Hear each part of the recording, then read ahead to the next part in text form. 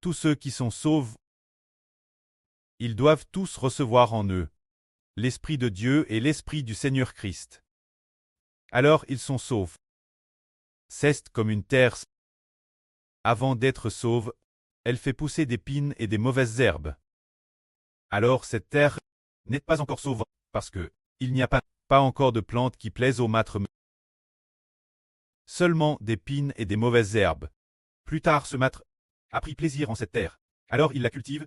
Après cette terre, il a pris les semences de bêle et les a semées dans cette terre. Alors cette terre est appelle une terre sauve, c'est-à-dire, cette terre est sauve. Et ensuite, le BL pousse TRS bien, produisant de TRS bons grains de bêle, des poignes de grains de blé bruissants. On dit alors que cette terre est bénie. Eh bien, nous les humains sommes cette terre. Avant, nous étions remplis d'épines et de mauvaises herbes. L'épine et les mauvaises herbes font référence toutes sortes d'esprits du monde de Satan, y compris l'esprit qui nous fait boire, l'esprit de fumer, l'esprit d'impurité sexuelle, l'esprit d'idolâtrie, l'esprit de courir après toutes sortes de divertissements, l'esprit d'aimer ce monde, l'esprit de toutes sortes de comportements pécheurs. Beaucoup de ces choses sont appelpines et mauvaises herbes.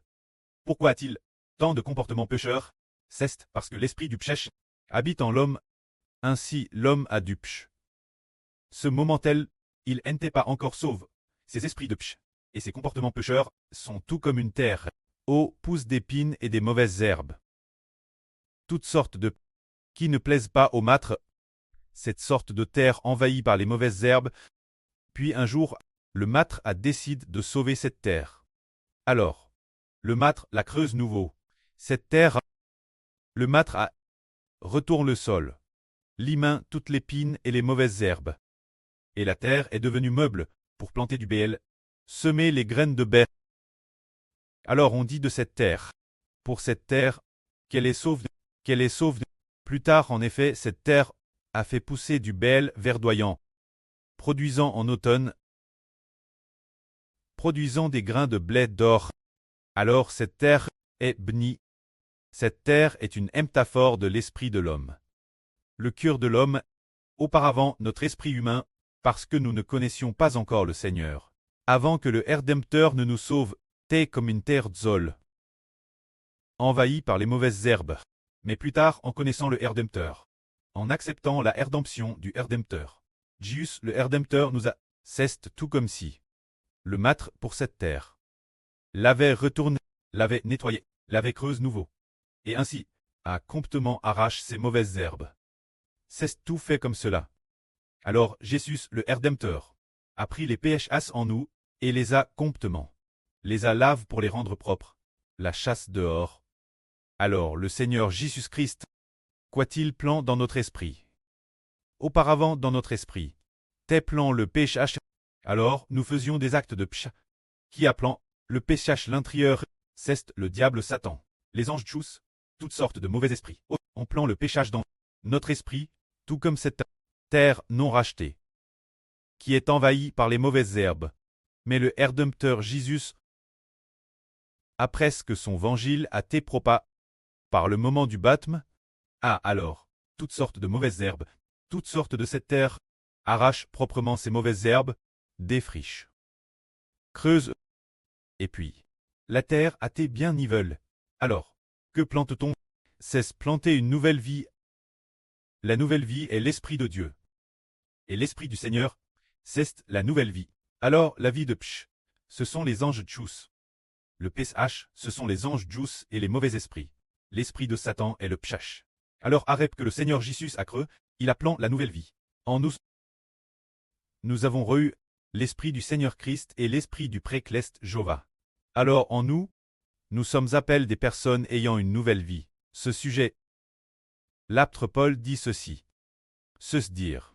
Au sujet de Christ, au sujet de ce quest, une personne qui appartient à Christ, comme il est dit ici, si quelqu'un n'a pas l'Esprit de Christ, il n'appartient pas à Christ. Si l'Esprit de Christ habite dans vos cœurs, votre corps mourra à cause du péché, mais votre esprit est vivant à cause de la justice. Ici, il est dit particulièrement, si quelqu'un n'a pas l'Esprit de Christ, il n'appartient pas à Christ.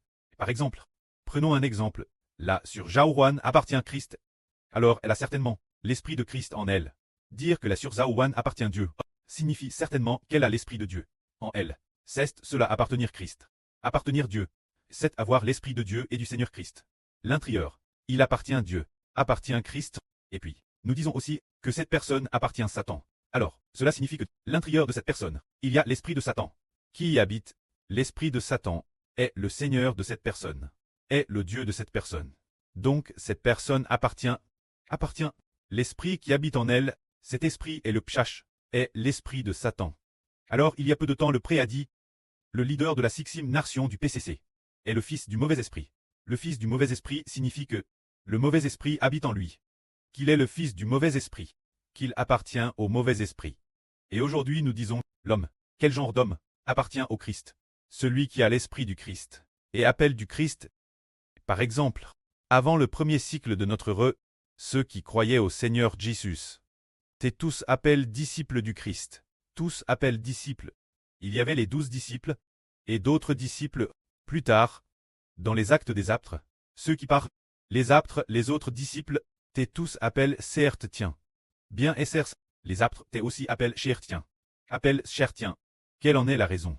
Très appel Chertien signifie que cette personne appartient au Christ, qu'elle a l'esprit du Christ en elle. Alors elle est appelée Chertienne. Alors la religion d'aujourd'hui, est-elle considérée comme Chertienne? Frère Eschber dit que la religion ne compte pas comme Chertienne. On ne peut que les appeler des adeptes religieux. Par exemple, ils disent, de quelle dénomination es-tu? Ils disent, je suis de la dénomination des 3 autonomies. Et toi, de quelle dénomination es-tu? Il dit, je suis de la dénomination Chertienne du sabbat.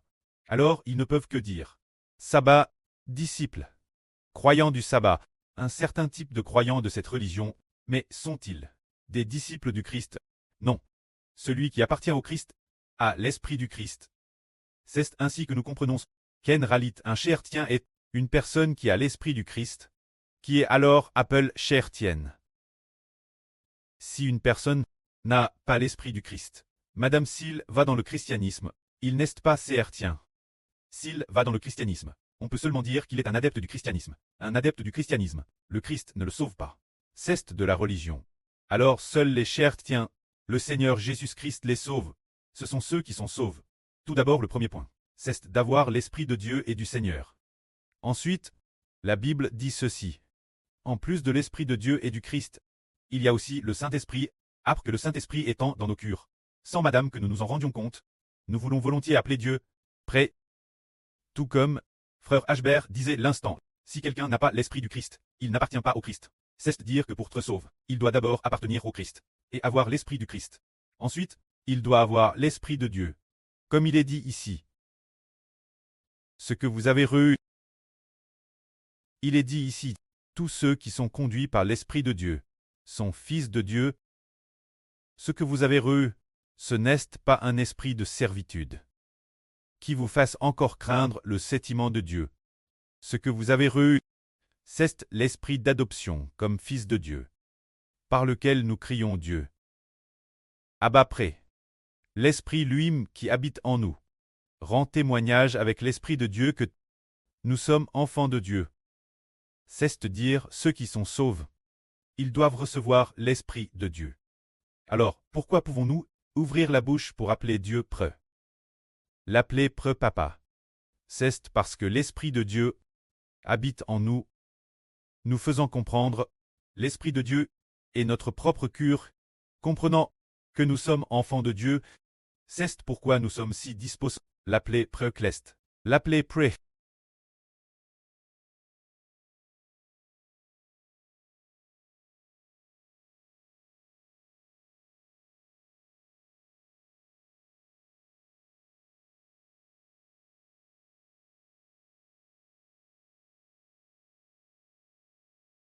Tout comme nous appelons notre pré-clest, pré-l'éternel Dieu.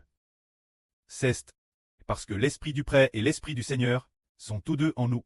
L'esprit du pré-clest et du Seigneur fait de nous les enfants du pré et du Seigneur.